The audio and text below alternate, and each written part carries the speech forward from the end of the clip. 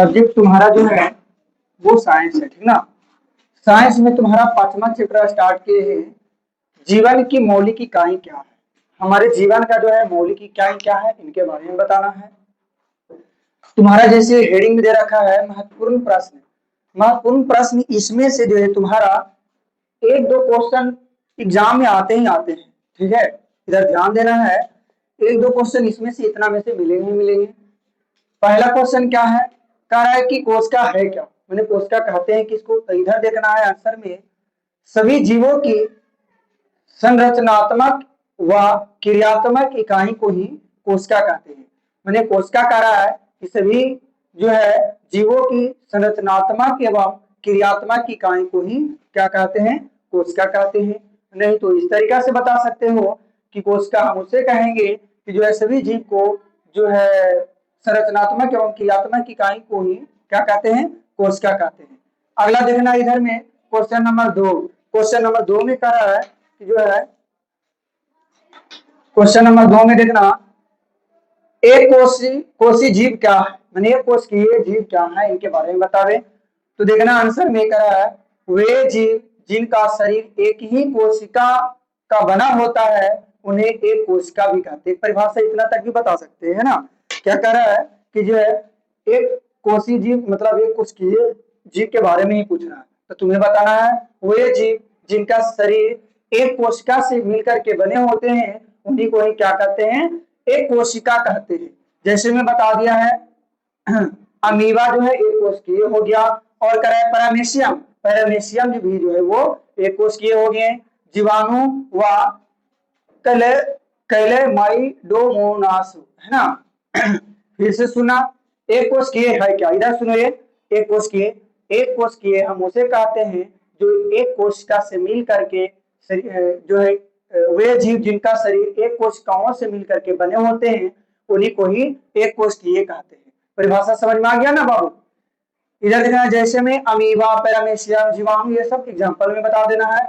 अब बहुकोशिकीय की भी जो है बहुत आसान परिभाषा है। बहुकोशिकीय जीव वे जीव जिनका शरीर में कोशिकाओं मिल करके अलग अलग समूह या उसी को उत्तक कहते हैं, उत्तक बनाकर अलग अलग कार्य करते हैं उन्हीं को ही बहुकोशिकीय कहा जाता है। जैसे में पौधे, फलूदी व जैसे जंतु ये सब आ जाते हैं।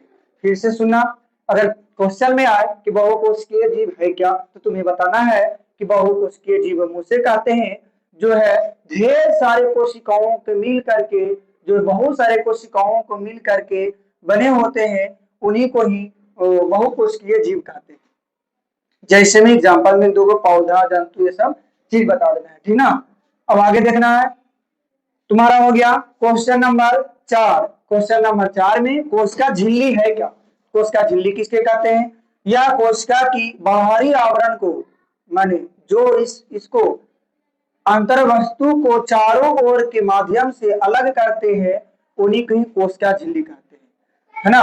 कोशिका झिल्ली क्या है, कोशिका झिल्ली उसे कहते हैं या कोशिका के बाहरी आवरण को जो है इनको चारों ओर अलग माध्यम से अलग अलग करते हैं उन्हीं को ही कोशिका झिल्ली कहते हैं। अगला क्वेश्चन देखना है क्वेश्चन नंबर 5।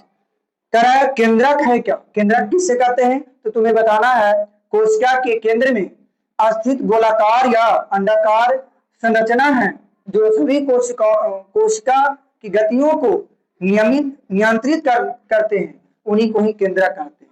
नहीं तो इसे बताना है कि हम केंद्रक उसे कहते हैं जो कोशिका के केंद्र में स्थित होता है, वह गोलाकार होता है और सभी कोशिकाओं के केंद्रित करते हैं उन्हीं को ही केंद्रक कहा जाता है। अगला क्वेश्चन देखना है क्वेश्चन नंबर 6। कभी कभी आ जाता है पेपर में तुम्हारा जो है डीएनए का फुल फॉर्म बताइए, तो डी ऑक्सीराइबो न्यूक्लियस क्या है, डी ऑक्सीराइबो न्यूक्लियस कहते हैं। और कभी कभी आ जाता है तुम्हारा ये भी जो है वीवीआई है कि आरएनए का मतलब फुल फॉर्म बताइए, तो राइबो न्यूक्लियस अम्ल क्या है, राइबो न्यूक्लिक अम्ल। अगला देखना क्वेश्चन नंबर 8 करा है केंद्रिका। अब जो है पूछा था केंद्रक, अब केंद्रिका मतलब ढेर सारे है ना। यह केंद्रक में पाई जाती है, और इसका मुख्य भाग या राइबोसोम का संश्लेषण करने का काम करते हैं, उन्हीं को ही केंद्रिका कहते हैं। केंद्रिका उसे कहते हैं, तुम्हें बताना है क्या केंद्रक में पाए जाते हैं, जो इसका मुख्य भाग जो राइबोसोम्स का काम करते हैं, संश्लेषण करते हैं, उन्हीं को ही कहते हैं। अगला देखना है, क्वेश्चन नंबर तुम्हारा हो गया 9। क्वेश्चन नंबर 9 में क्या कह रहा है, माइटोकॉन्ड्रिया क्या है, इनके बारे में भी पेपर में आते रहता है, तुम्हारा जो ये भी वीवीआई है नोट्स में दिया गया है। माइटोकॉन्ड्रिया है क्या, ये कोशिका के ऊर्जा संयंत्र है, माने ये कोशिका के ऊर्जा को इनमें संयंत्र माने यंत्र कहा जाता है, जिनमें एटीपी के रूप में ऊर्जा संचित करते हैं। एटीपी के रूप में क्या करता है, ऊर्जा एकत्रित करते हैं, माने इकट्ठा करते हैं। इनके एंजाइम द्वारा कोशिका में श्वसन भी होता है, और क्या है, इनके एंजाइम जो होते हैं वो क्या करते हैं, कोशिका में श्वसन करते हैं और ऊर्जा भी उत्पन्न करते हैं, उन्हीं को माइटोकॉन्ड्रिया कहते हैं। फिर से सुना, माइटोकॉन्ड्रिया है क्या, तो तुम्हें बताना है माइटोकॉन्ड्रिया उसे कहते हैं जो ऊर्जा और एटीपी के रूप में ऊर्जा इकट्ठा करते हैं और एंजाइम को कोशिका में श्वसन भी करते हैं और ऊर्जा उत्पन्न करते हैं, उन्हीं को ही माइटोकॉन्ड्रिया कहते हैं। ठीक ना। अगला देखना, लवक है क्या, लवक जो होते हैं वो पेड़ पौधे में पाया जाता है, ये केवल पादप कोशिका में होते हैं। इनमें प्राय वर्णक पाए जाते हैं और क्लोरोप्लास्ट माने क्लोरोफिल या हरे लवक जो पौधे के भोजन संश्लेषण में मुख्य भूमिका निभाते हैं।